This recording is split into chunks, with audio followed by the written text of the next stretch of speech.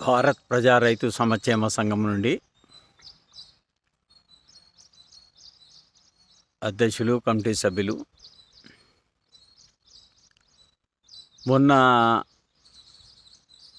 ఇంతకు మునుపు 70 రూపాయలు 80 రూపాయలు కేజీ కొర్రలని చెప్పినారు. కానీ మొన్న ఒక రైతును విచారిస్తే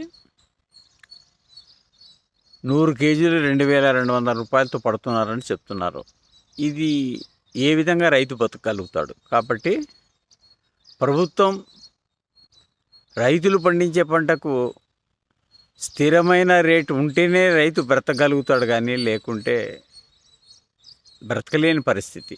కనీసం 4000 రూపాయలన్నా ఉంటే రైతుకు అంతో ఇంత గిట్టుబాటు అవుతుంది. మేము ఎన్నిసార్లు మొరబెట్టుకున్నా కూడా ఏ ప్రభుత్వం కూడా, కేంద్ర ప్రభుత్వాలు కానీ రాష్ట్ర ప్రభుత్వాలు కానీ పట్టించుకోవడం లేదు. ఈ మొన్న టమాటాలు పారేసిపోయినారు. మళ్ళీ ఎలా బతుకుతాడు రైతు? మరి ఉద్యోగస్తులకు సీజన్ అన్ సీజన్ అనేది ఏమి ఉండదు కదా. మరి ఎందుకు రైతు వచ్చేదలకి సీజన్ అన్ సీజన్ అవుతా ఉంది?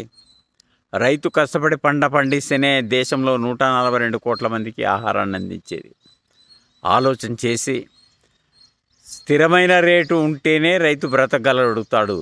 కాబట్టి ఇకనైనా కూడా ప్రభుత్వాలు ఆలోచన చేసి ప్రతి పంటకు కూడా స్థిరమైన రేటు ఉండేటట్లు చేయాలని చెప్పేసి మేము భారత్ ప్రజా రైతు సంక్షేమ సంఘం నుండి కేంద్ర రాష్ట్ర ప్రభుత్వాలు కోరుతున్నాం.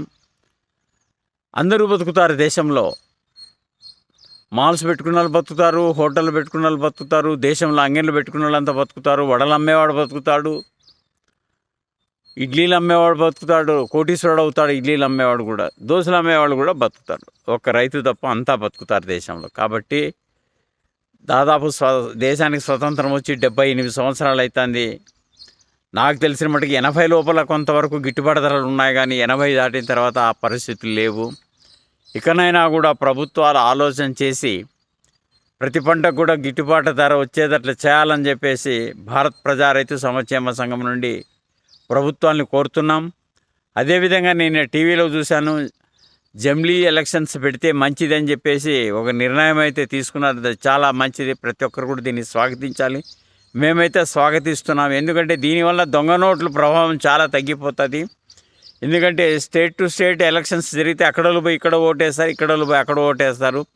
ఆ విధంగా కాకుండా జమిలీ ఎలక్షన్స్ జరిగితే దొంగ ఓట్లు పడే అవకాశం ఉండదు. కాబట్టి ప్రభుత్వాలు, ఏ ప్రభుత్వమైనా కూడా ఆలోచన చేసి, ఇంతకుముందు కాంగ్రెస్ ప్రభుత్వం కూడా జమిలీ ఎలక్షన్స్ జరిపినాయి, కానీ ఈరోజు అది ఎలా అవుతుంది అంటున్నారు. మరి ఆ రోజు అయిండేదేమి, ఈరోజు కాకపోవడమేమి?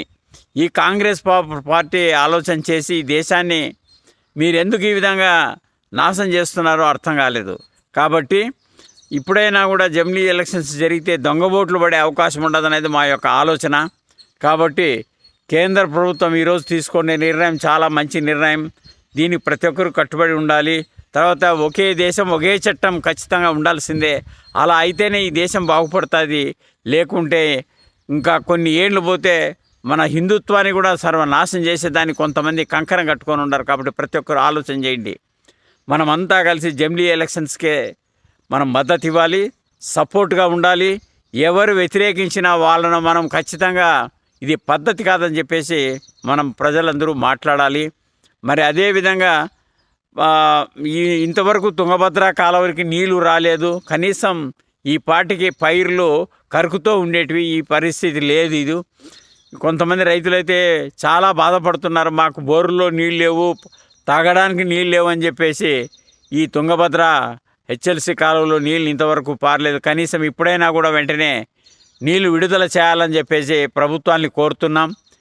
నీళ్ళు ఉంటేనే ఏదైనా కూడా మనం మనుగడ సాధ్యమవుతుంది.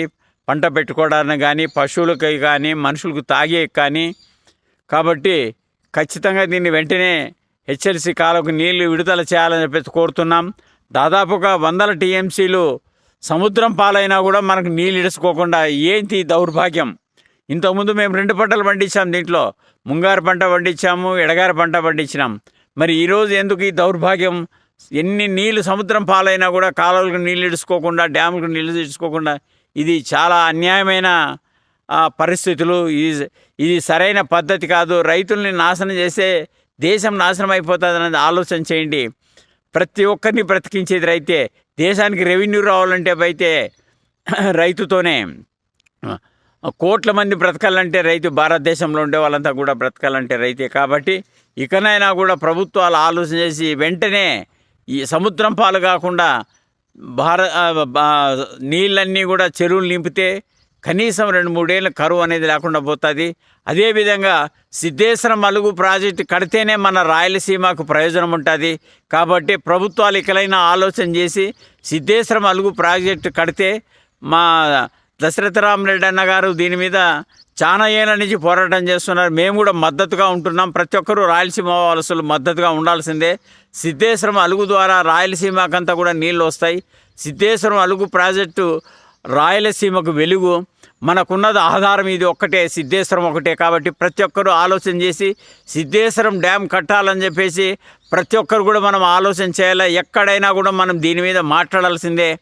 కాబట్టి ప్రతి ఒక్కరూ మనం సిద్ధేశ్వరం అలుగు ప్రాజెక్టును సాధించుకుంటేనే మన రాయలసీమకి పోతురెడ్డి పాడు ద్వారా మనందరికీ నీళ్లు వస్తాయి. కాబట్టి ఇకనైనా కూడా ప్రజలు చైతన్యవంతులై ప్రతి ఒక్కరూ సిద్ధేశ్వరం అలుగు ప్రాజెక్టు కోసం ప్రతి ఒక్కరూ పోరాటం చేయాలని చెప్పేసి మరొక్కసారి భారత ప్రజా రైతు సంక్షేమ సంఘం నుండి ప్రజలందరికీ, రాయలసీమ వాసులందరికీ నమస్కరిస్తూ, మనం ఐకమత్యంగా చేస్తే ఏదైనా సాధ్యమవుతుంది. కాబట్టి ఖచ్చితంగా మనం ఐకమత్యంగా పోరాటం చేసి దీన్ని సాధించుకోవాలని చెప్పేసి మరొక్కసారి భారత్ ప్రజా రైతు సంక్షేమ సంఘం నుండి రైతులకు, రాయలసీమ వారసులందరికీ నమస్కరిస్తూ ముగిస్తున్నాను.